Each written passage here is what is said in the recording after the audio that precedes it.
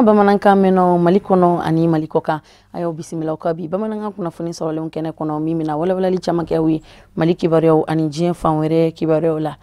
livre ani sɛbɛnnidenw tɔgɔla don kɛrɛnkɛrɛnnen u ko a ma ko rentrée littéraire an b'aw ladɔniya k'a fɔ o baara minnu donna an ka jamana kɔnɔ yan nɔ ka bɛn taratadon février kalo tile 19 ma musée national la Bamako ɲinan ta o bi a ta ko 11 de ko fɔ a dakun kun bɛ boli la hukumu min kɔnɔna na o ye diɲɛ seligi naani bɛɛ lajɛlen ka ɲɔgɔn kunbɛ ko ye kɛnɛ ye ɲɛmɔgɔya ani a bonyana karama o bɛɛ lajɛlen kun talen don ka di an ka jamanakuntigi Elhaji Ibrahim Boubacar Keita ma a ka gouvernement ministre caman olu kun bɛ kɛnɛ kɔnɔ a kɛrɛfɛ an b'a ladɔniya k'a fɔ ka fara mɔgɔba caman kan minnu ni olu sera ka don kɛrɛnkɛrɛnnen ɲɛnɛmayali ninnu donni kɛnɛ lasɔrɔ Amadu Nɔ Jalo ani a ka jatala Dramani Mali olu ka sɔrɔlen don an ka jango ɲamada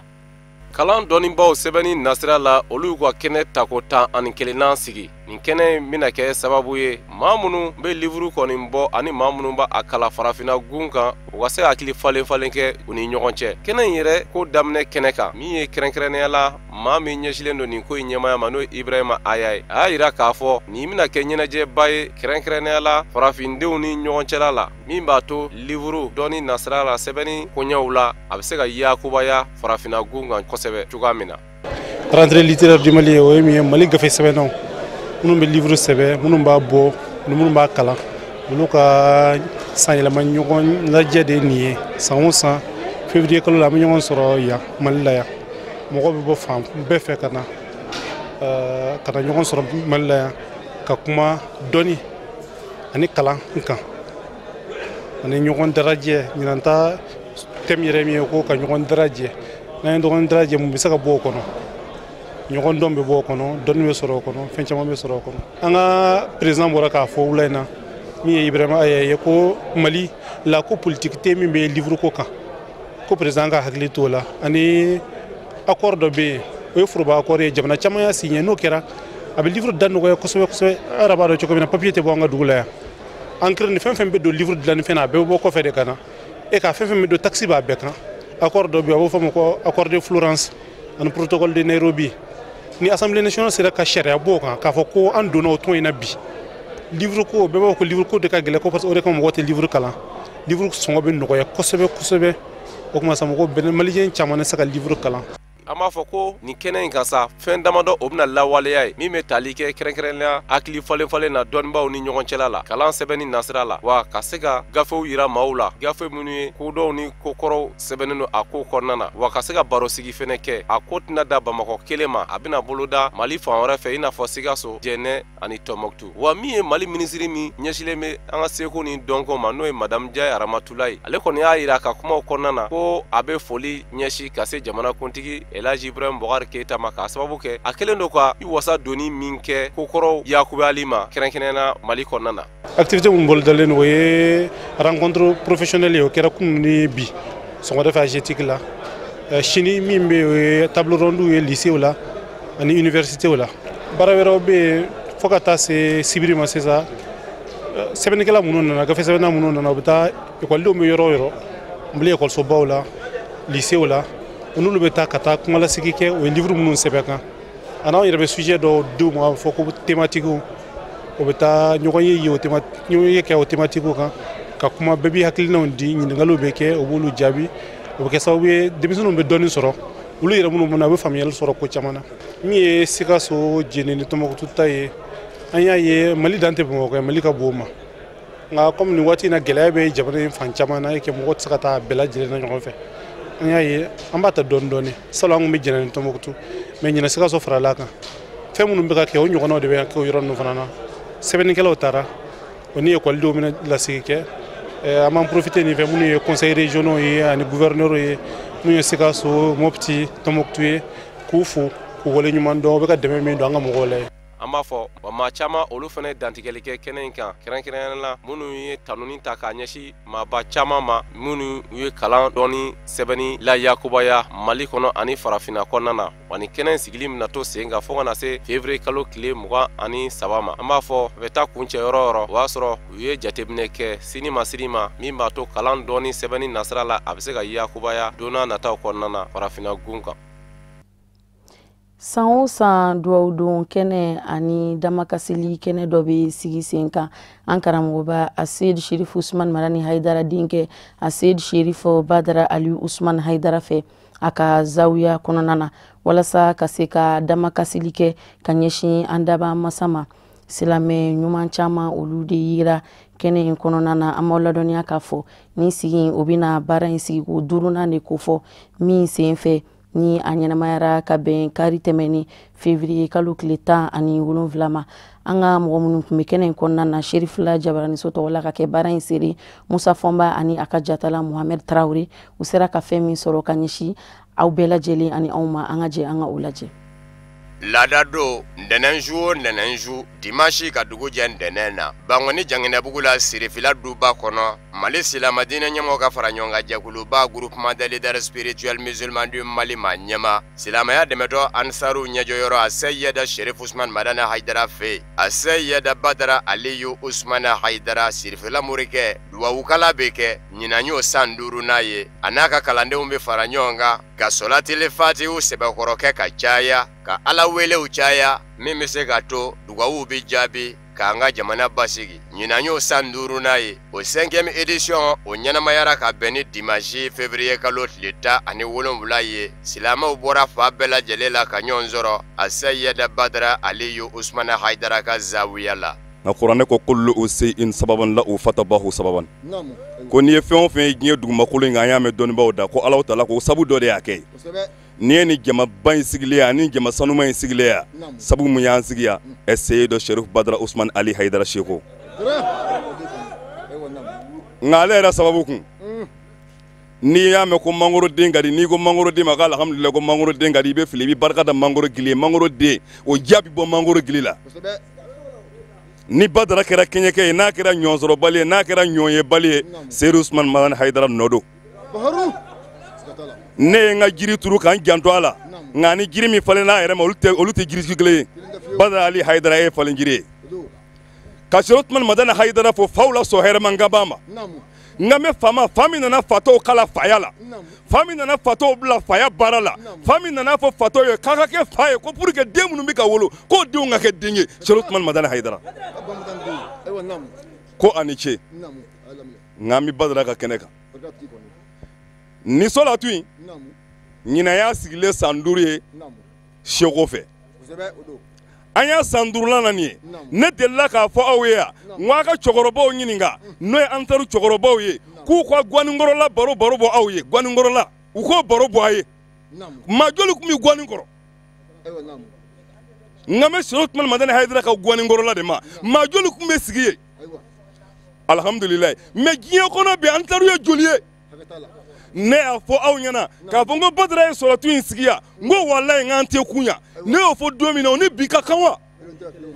Ala ko n'a ye n deli b'a jaabi kɛnɛ in ka laɲiniw minnu bɛ yen a dogolen n'a bangenen bɛɛ lajɛlen bɛ ŋaniya siri dali masa wale ɲuman dɔnnen kɔfɛ ni mɔgɔw ka dugawu jaabili ye minnu kun nana u ka degun dɔw jira dali masa la n'o jaabira ka laban ka dɔ wɛrɛ ɲini dali masa bolo min da ye gɛrɛsigɛ ko ye min da ye denko ye min da ye furuko ye a bɛɛ lajɛlen bɛ fɔ dali masa de ye ka ɲini Ala fɛ a ka laɲiniw sabati ni sirifukɛ barika ye n'o ye a Seyida Badara Aliyu Usman Haidara ye. Ne bɛ mun fɔ dɔrɔn Sirifu ye nin dabɔ diɲɛ bɛɛ ka hɛrɛ ɲini de kama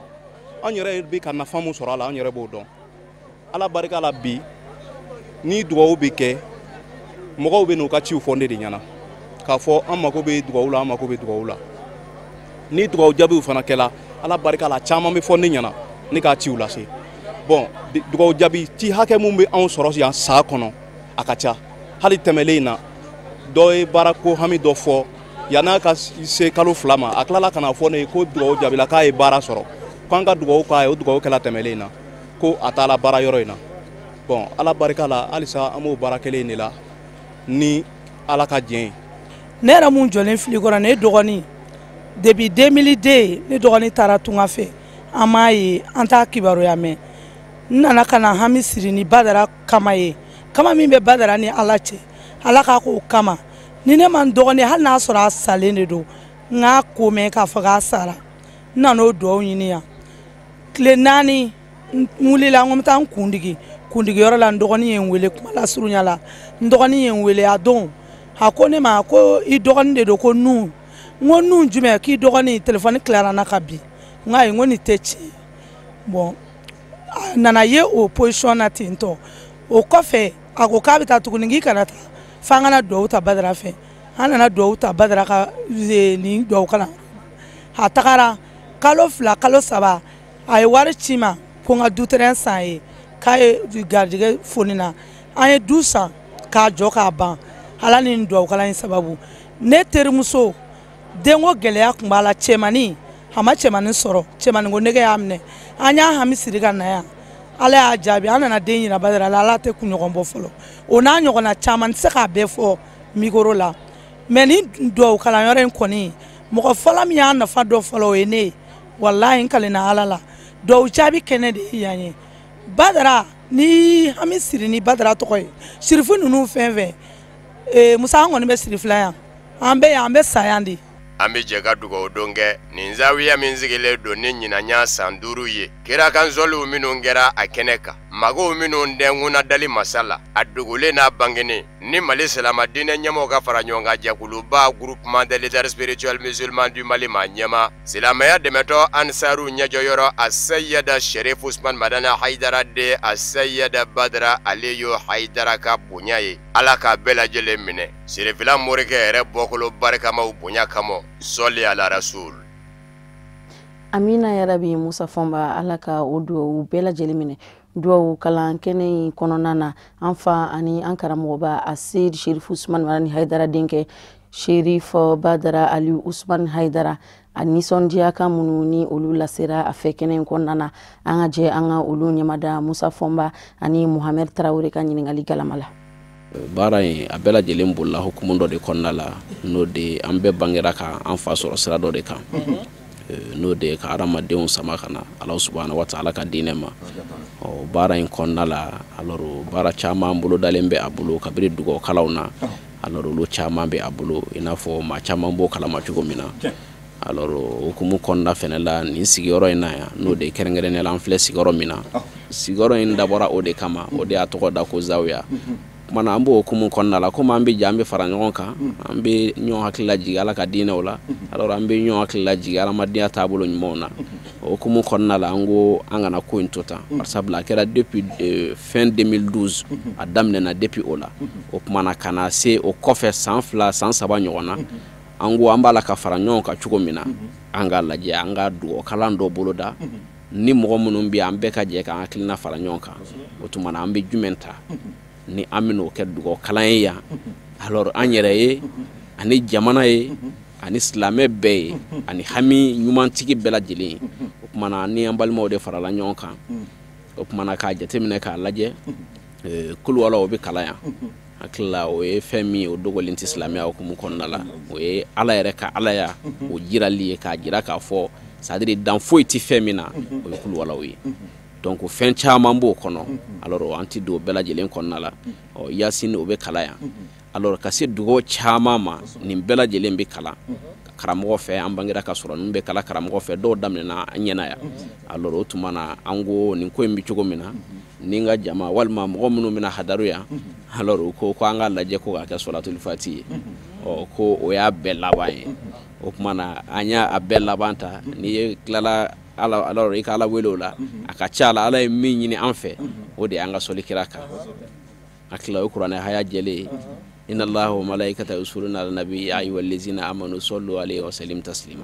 o tuma na an bɛɛ lajɛlen ala ye min ɲini an fɛ ale ala subhanahu wa taala bɛ sɔli kira kan n'a ka melikɛw o tuma na anw yɛrɛ adamaden ɲumanw n'an ko an ye silamɛ ye ka ban an k'an jija sɔli fɛ k'o kɛ kira kan o tuma na an y'a ye an ka sɔli n'o ye sɔlatul fati ye alors an k'o ta an ka sigi o kan o tuma na an ka baara kɛ ni o ye o hukumu dɔrɔn de an ka daro ɲɔgɔn kan alors n'an bɛ baara kɛ ni o ye kɔrɔ fila fosi tɛ a la n'a kɛra o ye alhamdulillah zikiru ala dɔw bɛ se ka mɔgɔ dɔw fɛ n'o tɛ a daminɛna 100 de la an ye min k'o la a ka ca san 3 ye ka se san 4 ma an y'o kɛ an bɛ 100 de kan alors ne de nana bali ala k'a ye don dɔ la komi kuma dɔw b'a sɔrɔ ne ti yan n nana sɔrɔ ko dɔ ye 11 fara kan ne ko baasi tɛ o ye k'a jidi di anw sigikan ye k'a jidi alors i sigikan ye dugawu min kɛlen ni dɔ faral'o kan i b'o t'o la hali ni dɔ nana ka na dɔ wɛrɛ far'a kan an b'o fɛnɛ far'a kan baasi foyi t'a la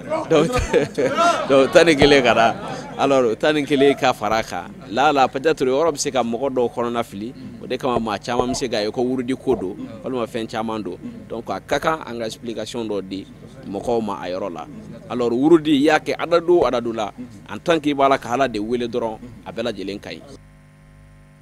Fanga ɲini jɛkulu ADEMA PSG ka section min ni o bɛ Banamba cercle la olu y'u ka rentrée politique lajɛrɛba kɛnɛ sigi sen kan ka bɛn kari tɛmɛni février kalo tile 17 ma Banamba mairie kɔnɔna na. Kɛnɛ in ka fanga ɲinitɔ in a ɲɛmɔgɔyaso tun bɛ yen nɔ ka fara u ka tɔnden camanw kan. Sherifila Jabarani Sotɔgɔla Abubakar Tarawele ani Abdoulaye Sogodogo u sera k'an sama fɛn minnu na ka bɔ Banamba taama in senfɛ an ka jɛ an k'u lajɛ.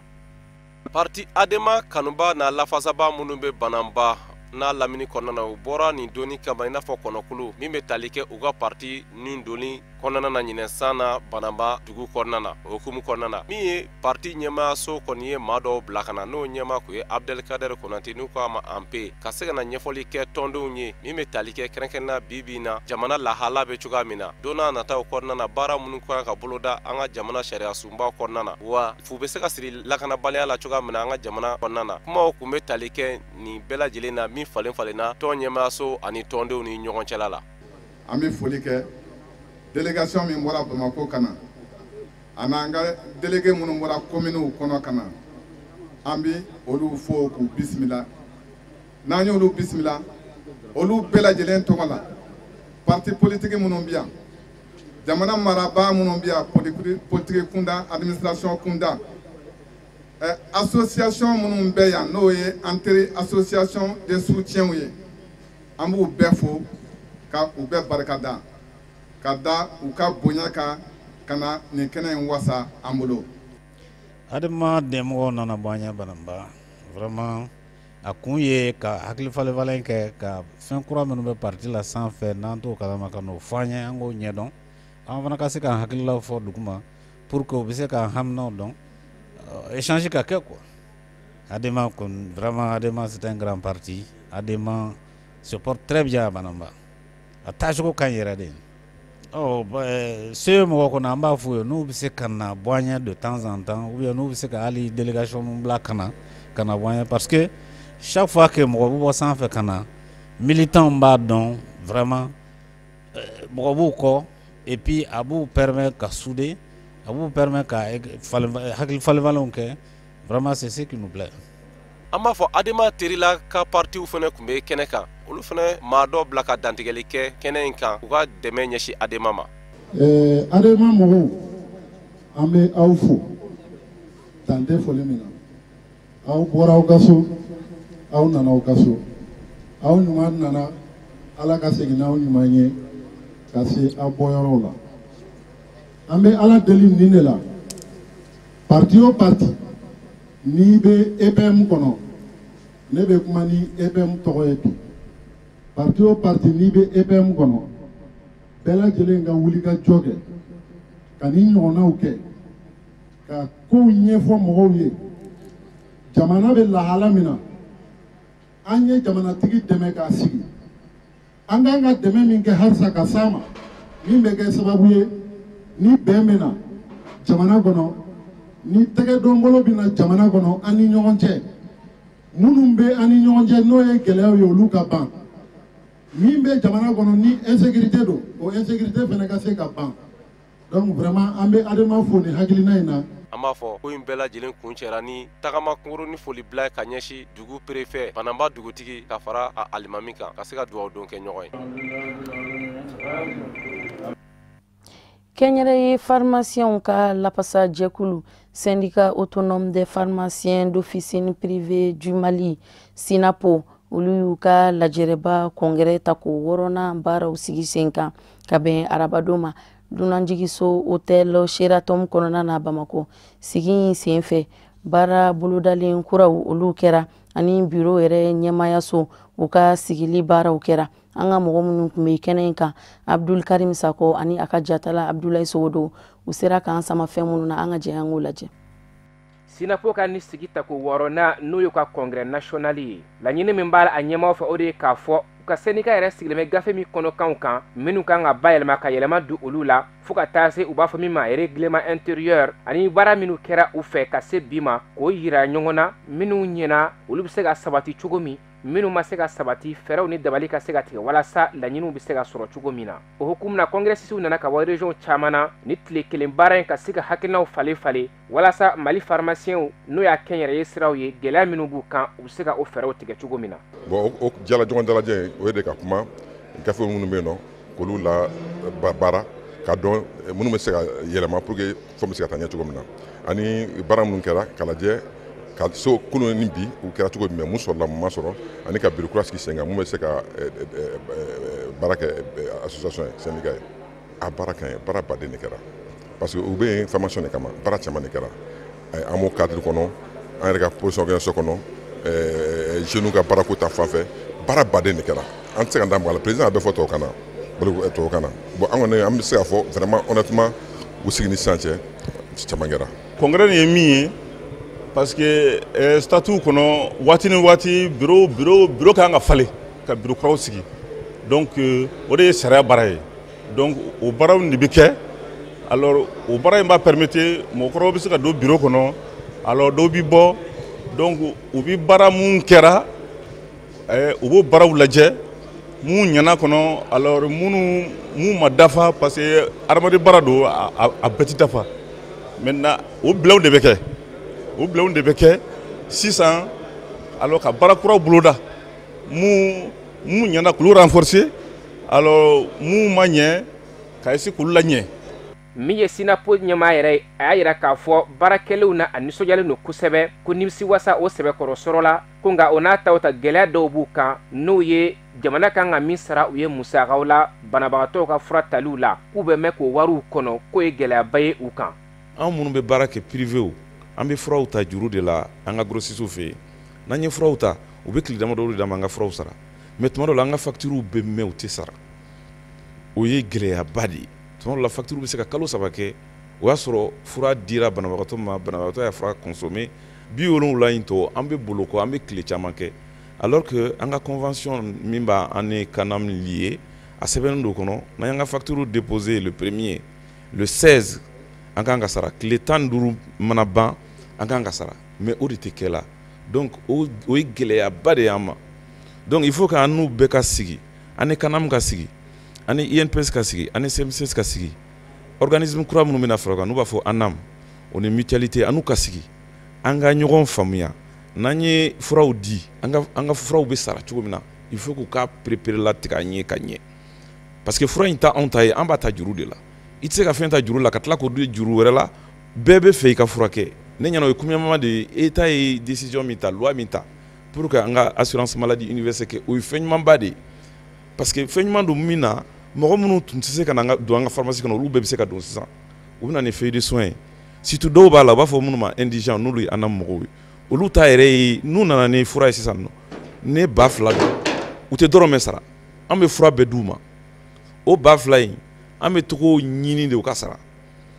an bɛ to ɲini de u ka sara donc tile 15 kɔnɔ bon n'o ma sara tile 15 kɔnɔ o ye gɛlɛyaba de y'an kan. an b'a dɔn k'a fɔ Sinapo kɛmɛ ka baara minnu boloda o dɔ ye u ka journée scientifique ye ni ka laban ka jɔnjɔn di u baarakɛɲɔgɔn dɔw ma ka da u ka cɛsiri n'u ka wulikajɔ kan pharmaciens ka baara o bɛ se ka kɛ cogo min na ɲɛtaga ye.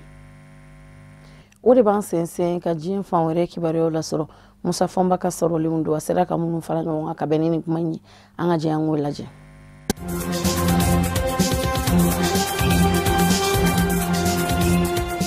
Nigeria jamana kuntigi sigi ni wasaden sigi kalata min kun kan ka kɛ février kalo tile 13 n'a bɔra ju a kɔrɔ jateminɛw y'a yira k'a fɔ a bɛ dadigi kɛ Nigeria sɔrɔ la kɛrɛnkɛrɛnnen ɲɛna jagokɛlaw tɔgɔlaso min bɛ Nigeria duguba la Lagos o ɲɛmaa y'a yira k'a fɔ wari min dara ka Nigeria wakande da kalata in bɔlen a ju a kɔrɔ dolari wari miliyari 1 ani miliyɔn 500 don a ko février kalo tile 16 ni février kalo tile 27 ni ɲɔgɔn cɛ dɔ de bɛna bɔ sɔrɔ la Nigeria ni min ma bɔ a la o tɛna fara kan ko bari sabu ka d'a kan danayabaliya yɛrɛ min donnen filɛ nin ye politiki binna k'u kan fanga ɲinindɔn jamana ɲɛmayaso fanga ɲinindɔ n'o ye jamana ɲɛma Muhammadu Buhari ka fa ye ka taa se Mamo ani maa min bɛna k'a da ɲɔgɔn na Atiku Abubakar u ka fanga ɲinindɔ u bɛɛ lajɛlen y'a yira k'a fɔ u dan tɛ kalata labɛnni jɛkulu la bilen o kuma ko ni ko b'o cogo la cakɛda dunan minnu bɛ jamana kɔnɔ olu bɛ dɔ bɔ u ka baaraba kɛtaw la nin kɛra Muda Yusufu ka kuma ye ni ale ye Nigeria duguba Lagos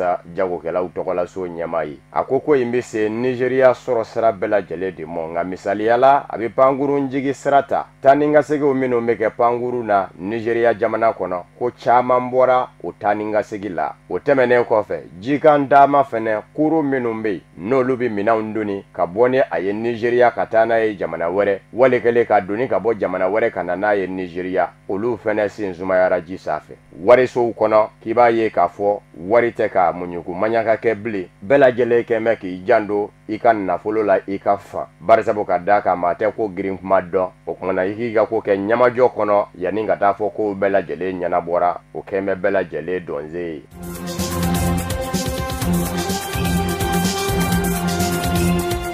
Uganda jamana kɔnɔ araba ka bɛn n'o ye fanga ɲinindɔ min bɛ jamana kunna jamana ɲɛma ka fanga ɲinindɔ Yoweri Museveni n'a si bɛ san 70 ani san 4 na a ka fanga ɲinindɔ Mouvement de la Résistance Nationale NRM a ma ɲɛmaw farala ɲɔgɔn kan k'a jira k'a fɔ jamana ɲɛma Yoweri Museveni olu jɛ bɛ ni a ye a ka tɛmɛ ni jamana ɲɛmaya ye san 2021 kɔfɛ ni o ye a ka manda banbuma ye u yɛrɛ ka jate la jango a kɛmɛ ka ɲɛdakura min di Uganda jamana mo o kana kɔtigɛ tile 5 de kɛra ɲɔɲɛ la a ko dala fanga ɲinindɔ Mouvement de la Résistance Nationale NRM ma ɲɛmaw fɛ nanjigiso dakabana dɔ kɔnɔ ni jamana ɲɛma Yoweri Museveni yɛrɛ kun bɛ a kɛnɛ kan nka a bɛ taa kunjɛ kuma min o y'a sɔrɔ a yɛrɛ kɔni dara ka maa tɔw to yen maa tɔw kɔni y'a jira k'a fɔ olu bɛnna ale de tɔgɔ kan an b'aw ladɔnniya k'a fɔ gɛlɛya min kun bɛ Yoweri Museveni nka o kun ye sisanko gɛlɛya ye jamana sariya sunba kun gɛn kun bɛ k'a jira k'a fɔ ni si ye san 70 ani san 5 sɔrɔ a ti daga ye i ka kɛ cɛbɔ ye ka jamana ɲɛmaya ɲini nka san 2017 laban daw la don kɛra jamana sariya sunba kɔnɔ wasadenw fɛ ka o gogoro tan ka bɔ yen ni k'o yɛlɛma k'o dogi k'o kɛ jamana ɲɛma sago ye san 70 ani san 5 k'o yɔrɔ yɛrɛ jɔsi ka bɔ jamana ɲɛmaya ko sariya bɛɛ lajɛlen la o b'a jira k'a fɔ Yoweri Museveni a si bɛ san 75 ani 5 sanfɛ nka a bɛ se k'a kanbɔ kuma bɛɛ fanga sinamatɔw kɔni gɛmɛ ka jira k'a fɔ nin bɛ a jira olu la ko Yoweri Museveni a kɛlen kɔfɛ ka san caman kɛ fanga na a b'a fɛ a ka sa k'a to a la de.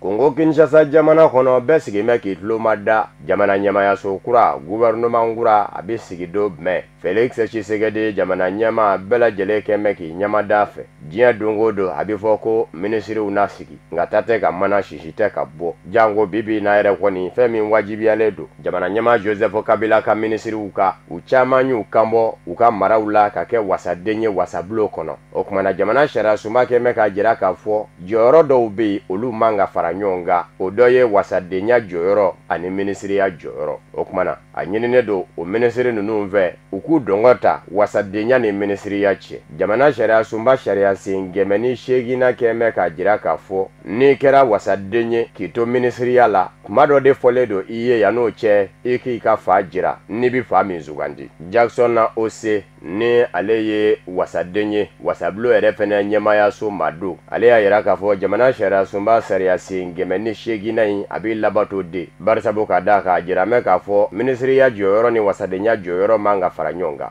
o kumana alamisa février kalo tile 21 yanni o sufɛla cɛ minisiriw minnu kɛra wasaden ye u kan ka ci bila wasadenw mɔ wasabulo ɲɛmayaso kɔnɔ k'a fɔ n bɛ kɛ wasaden ye ka bɔ minisiriya la nka o maa kelen y'a yira k'a fɔ ko in bɛ sɔn ka gwɛlɛya ko nka kɔni mana tigɛ da o da kɔni nka wasadenya jɔyɔrɔ ni minisiriya jɔyɔrɔ ni ɲɔgɔn cɛ k'o de bɛ ɲɛnabɔ fɔlɔ.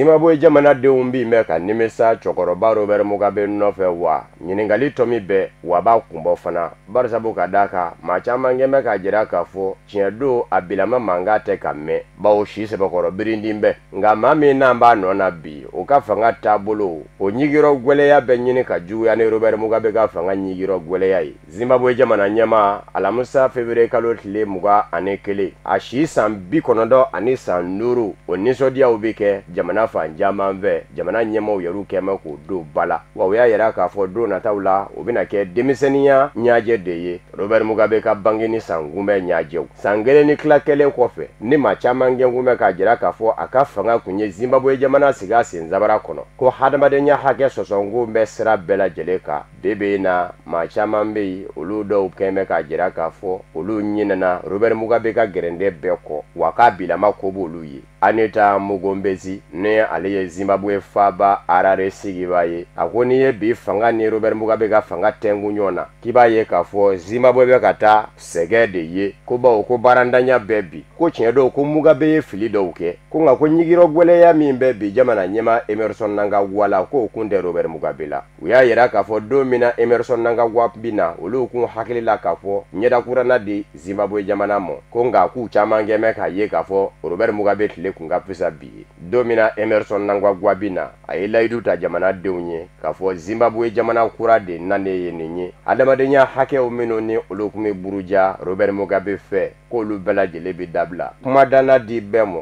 i ka kuma faso ko la ka sɔrɔ i ma siranko bɔnɛ banfula don dɔ don i kunna kunnafonidilaw n'u ka kunnafoniw di ka sɔrɔ u ma siran k'a fɔ u n'a kun don nin bɛɛ lajɛlen ye layiduw ye minnu n'a y'u ta nka nanen kana se bi ma o si ma kɛ gwɛlɛya baarandanya kɛmɛ sara la o sen bɛ fɔ 90 ma min ye Zimbabwe wari ye o tɛ ka ye ɲɛna setigi jamanaw minnu bɛ na ni u ka nafolo ye k'u b'a labaara Zimbabwe jamana kɔnɔ hali bi olu ma se ka da Zimbabwe fanga na gwɛlɛya kɛmɛ ka bɛɛ labɔ tulu buru fura taji o bɛɛ sɔngɔ bin bɛ ka garabasa ka yɛlɛ kalo tɛmɛnen jamana ɲɛmaw ko u bɛ dɔ fara taji sɔngɔ kan o kɛra sababu ye ka taa bila forobamugu la baarakɛlaw ka lapasa jɛkulu jiginna bɔlɔ kɔnɔ Emerson Mnangagwa ka fanga ye bɔnɛ banfula don olu kunna maa 17 ɲɔgɔn na o bɔnɛna a nin na o de kosɔn bi Zimbabwe jamanadenw caman ko Robert Mugabe ala kun ka to jamana kunna k'o ka bisa ni bi fanga ye wa février kalo tile 21 n'o ye jamana ɲɛma Robert Mugabe ka bangeni anniversaire ye k'a bɛna yɛlɛma ka kɛ denmisɛnninw ka ɲajɛ ye k'a tɔgɔ da ko journée nationale de la jeunesse Robert Mugabe.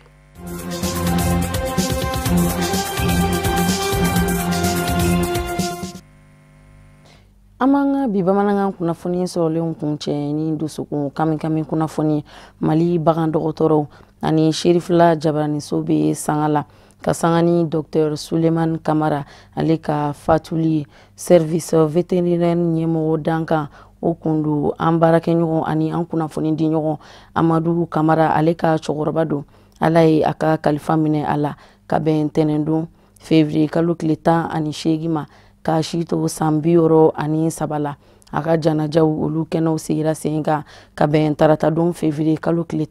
19 ma a ka denbaya la Dumanzana Nafaji balima siraw teri siraw ani jɛɲɔgɔnw u bɛɛ lajɛlen de bɔra ka Dr Suleiman Kamara ka taa bilasira ka sɛnsɛn ka da a dayɔrɔ laban na Sadu Sidibe ana ka jatala Dramane Mali olu de kɛra janaja in baaraw sere Sherifula Jabaraniso tɔgɔ la an ka jɛ an ka sɔrɔlenw lajɛ.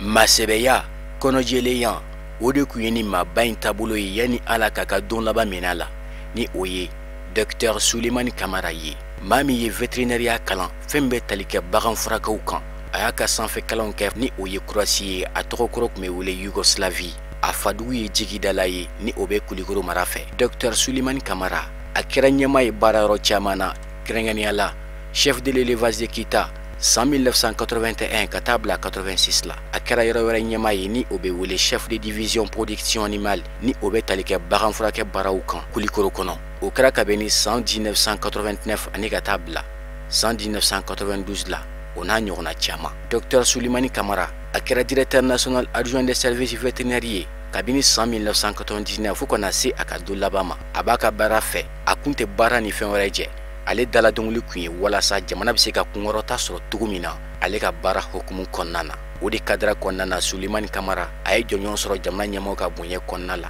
Jɔnjɔn min bɛ wele Efizi Abeille, jɔnjɔn min sɔrɔla le 21 septembre 2016. Tanuni ɲuman caman kɛra saya kɛnɛ in kan. Minisiri min ka ca bɛnnen bɛ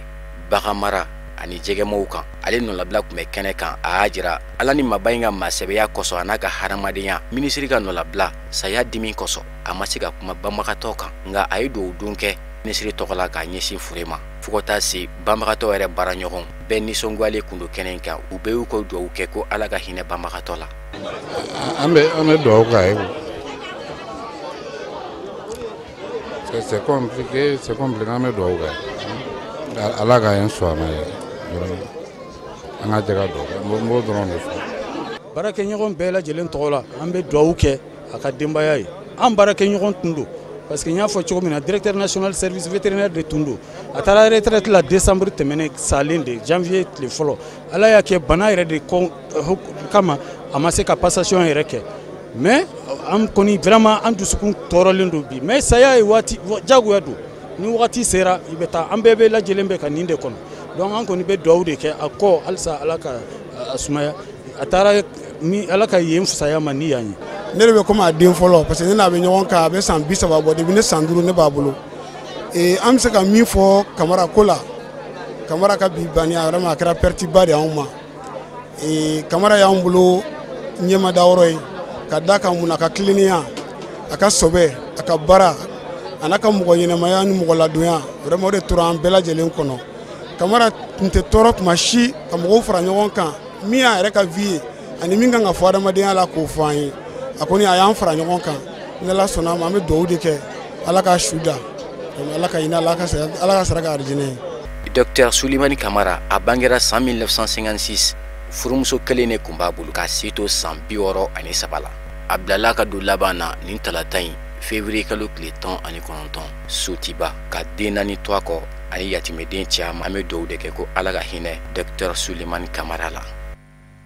Amina ya rabi, Ala ka hinɛ ka yafa an ka furu bɛɛ lajɛlen ma k'u jigin yɔrɔw nɛma. O de fana bɛ dansigi kɛ bi bamanankan kunnafoni sɔrɔlenw na minnu sera ka fara ɲɔgɔn kan ka bɛn ni kuma in ye kunnafoni diso ɲɛmɔgɔyaso fɛ k'a lase aw ma. Aw ni ce aw ka ɲamadalo la laseli nata ni Ala ma basi wɛrɛ kɛ aw ni anw na. An bɛna ɲɔgɔn sɔrɔ ni kɛnɛ kelen kɔnɔ ka sanga ni waati kelen ye. Aw ni ce aw kan bɛn.